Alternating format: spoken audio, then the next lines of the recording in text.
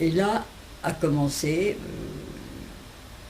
la grande époque des Portes de la Nuit, qui a été d'un côté une chance formidable et d'un autre côté, malheureusement, je crois que je n'ai pas fait la carrière que j'aurais dû faire à cause des Portes de la Nuit.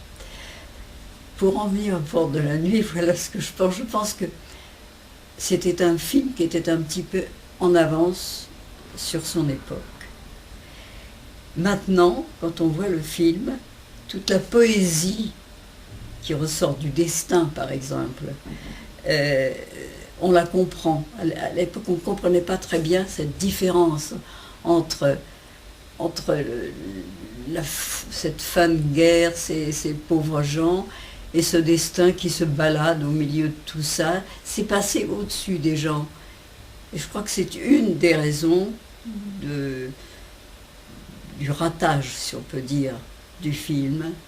Et la deuxième raison, c'est moi et mon temps. À mon avis, nous n'étions pas du tout les personnages.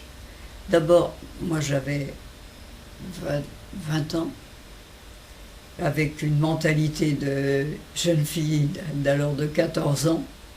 J'ignorais absolument toute la vie, alors que le personnage était écrit pour une femme de 30 ans, 35 ans, une femme fatale, blasée de la vie, qui a beaucoup voyagé.